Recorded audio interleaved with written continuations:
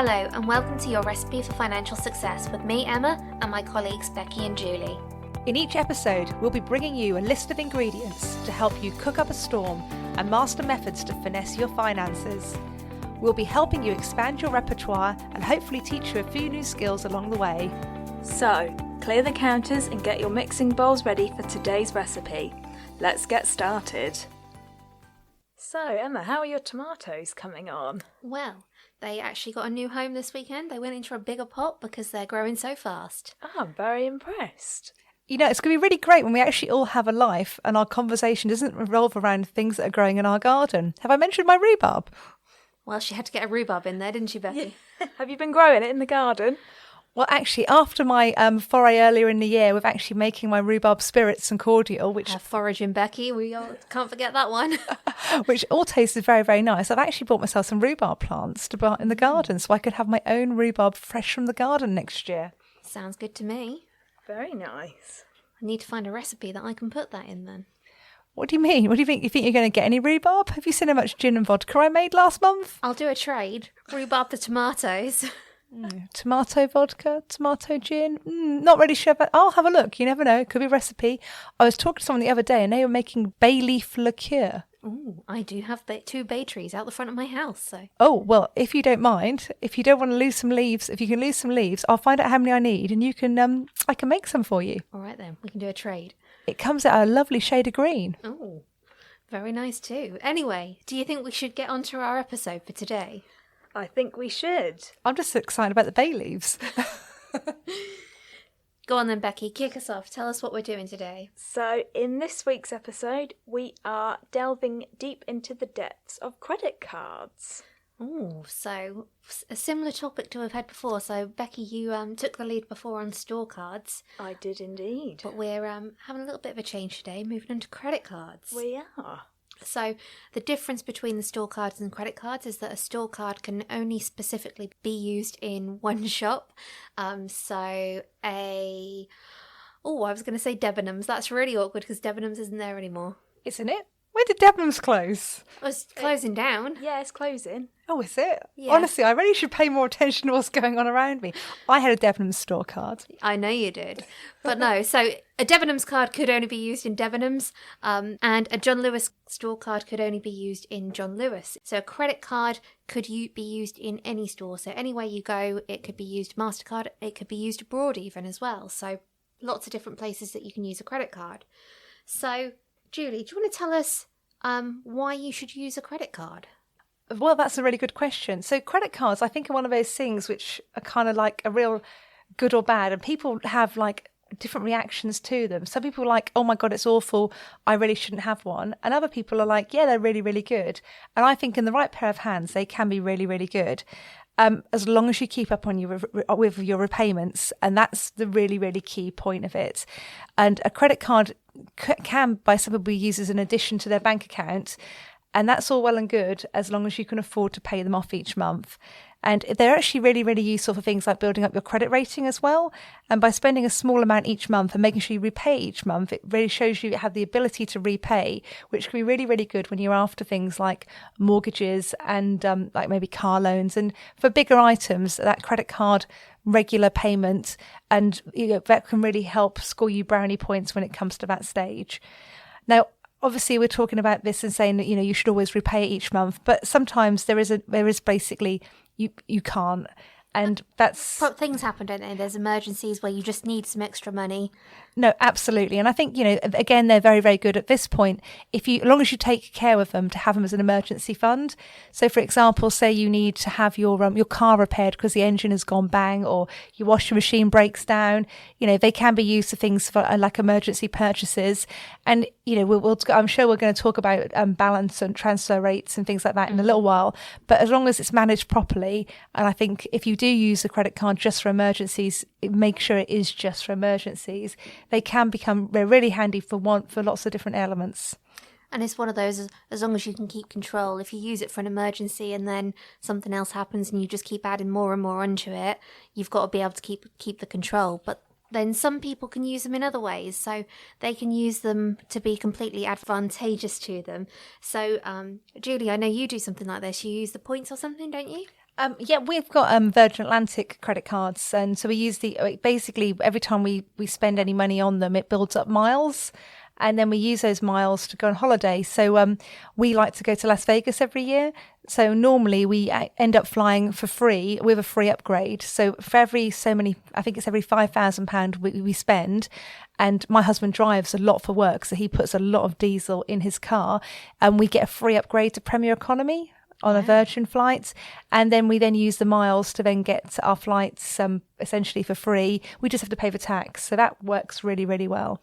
So yeah, basically making the credit card work for you. For someone that travels a lot, air miles are really good, but other cards have different advantages and different points. So I've had a little look, done a little bit of research for us, and Tesco's credit card, for every £4 you spend in Tesco's, you get a point. And every £8 that you spend elsewhere, you get a club card point. So we all know we like those little club card point vouchers dropping on our doorsteps. And what do points make? They make prizes. So Tesco's, that's their credit card. That's what they have on offer at the moment. Sainsbury's do a very similar thing where you get 750 points every time you spend £35 in the first 2 months, up to £10. So that's going to be earning you some Nectar points. And you get 3 points for every £1 you spend in Sainsbury's and Argos, and 1 point for every £5 spent elsewhere. I know M&S do a very similar card where you can gain points to spend in M&S as well. So there's lots of different ways to make your credit card work for you. And I believe that British Airways, they also have a credit card, and it's Avios points, I believe it is. And then you can use those for lots and lots of different things, not just flights. Oh, wow. Didn't know that. Learned something new on that one. So there's not only the points that you can earn on credit cards that you can use to spend elsewhere, you can actually use them to do balance transfers and different things. So Becky, do you want to tell us a little bit more about what balance transfers are and how they work? Well, if you have a balance on one credit card and you may be paying interest of, say, 15% on that balance, you can transfer that balance from card A onto another credit card, so let's say credit card B, and credit card B may have a 0% APR interest offer on for X amount of months, or maybe X amount of years even if you're really lucky. So you can transfer that balance of, say, £1,000 from credit card A, where you're paying 15% interest on it, to credit card B, where you can have that balance sit there and you're not earning any interest on it. So basically you can pay it off quicker because the interest isn't accruing on that. Exactly, like we saw in the store cards episode, where the interest rolls up and rolls up and rolls up. And certainly for times of the year, like at the moment with things happening, with obviously the circumstances we've had in the last sort of 12, 18 months of lockdown, this could be a way of buying yourself some extra time if you need it for clearing your credit cards. Very true. So I've done a little bit more research on this one. So I actually found a Virgin Money credit card that had a 28-month balance transfer credit card. So what that means is you could transfer money onto there, and for 28 months it would be at 0%. But it is worth noting that there is a fee for doing it. So the Virgin Money card has a 2.7% fee for transferring the balance. So if you transferred £5,000, it cost you £135 to transfer it. Now, £135 might sound like a lot, but if you think your credit card might have been 15-20% previously, you're not going to be paying any of that interest. Nothing's going to be accruing. So it could be well worthwhile for having that on a 0% for 28 months. Something that I've noticed in the past that's worth noting about doing balance transfers is a lot of the cards are sneaky and the balance transfer is 0%, but for purchases, it may still have an interest rate at, say, 15%, 19%, whatever a normal kind of credit card rate is at the time. So if you spend any money on your card whilst you've got the balance transfer, when you pay any money off, it pays off the balance transfer part, which is at 0%, and the money that you've kind of purchased, so say you've, £50 for your petrol, the interest is still going to keep accruing on that part, and you can't physically pay that purchaser's part off until you've cleared the entire balance transfer first. So like this one, £5,000, it might take you a little while to get through that, so the interest is going to be accruing on anything you've already spent. That's very sneaky of them, isn't it? It is very sneaky, but really I suppose they've got to sneaky. make some money somewhere if everything was 0%. I think that's one of the good things is actually if you're going to do a 0% credit card, if you have got to pay any more, have a different credit card or keep the old one that you've done the balance away from to put any new purchases on, because at least then you can then always pay that money off as well before you then go into the balance transfer 0% one. Yeah, so like we said before about the points, it's making it work for you and doing what you need to do with your card to make it work best. So I said about the balance transfer one, cards often have other features as well. So sometimes they have introductory rates. So like I just said about the balance transfer, you can't pay off the purchases. Some of them will have a 0% on purchases for 3 months if your balance transfer is like 28 months. So for those 3 months, you'll be okay. But anything after that, that you would be paying the interest on. And I bet they don't drop you an email to remind you of that either, do they? Oh, of course they don't. Don't be so ridiculous. I'm sure somewhere there's a reminder in the small print, but I don't think they'd make it that obvious. So there's also something called money transfers. Have you heard of those? I haven't, in all honesty, no. Have you not? I haven't, no. Have you heard of them, Julie? I have, yes. Yeah, so money transfers are similar to balance transfers, but the difference being instead of transferring the balance from one credit card to another, this one puts a balance onto your credit card, but the money gets transferred into your current account. So say you were purchasing something where they didn't take card payment and you needed the money physically in your bank account to make a back payment or something because they don't take card, this might be why you would do a money transfer, to have that kind of money as cash in your bank that you can physically use. So it is, like I say, moving money, a lump sum into your bank account, but this doesn't tend to do your credit rating any favours. It's kind of one of those things that you can do quite easily and it's quite accessible to do, but it does leave like a footprint in your credit score, like in particular, and it's one of those things that isn't a particularly great thing to do. So I wouldn't recommend doing it for the sake of it if you just want to have some money in your bank account or something like that. I would only use it as a kind of last resort, an emergency, if you can't get any money from anywhere else at all.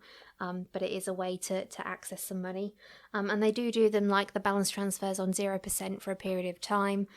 So you can repay it. So in an emergency, you could get a lump sum of money and then repay it when you can afford to. With money transfers, like with the balance transfer, there is a fee for doing it. And the fee for a money transfer does also tend to be quite a bit higher as well. So a Virgin Money 28-month money transfer card, the fee for the transfer is 4%. So if you were transferring £5,000, it'd be a fee of £200. So £65 doesn't sound a huge amount more than the balance transfer, but if you were to do larger amounts of money as such, then obviously it's going to be a costly way of doing it. And then just remember, when you're doing it as a lump sum, so say it was even £10,000 that you did, and you didn't repay, you only repaid minimum payments over the first kind of introductory period, they can often then go up to a much higher rate. So imagine £10,000 and then the interest rate goes up to 21.9%. It's soon going to be adding up, and then your only way to kind of get it back onto a 0% is by balance transfers.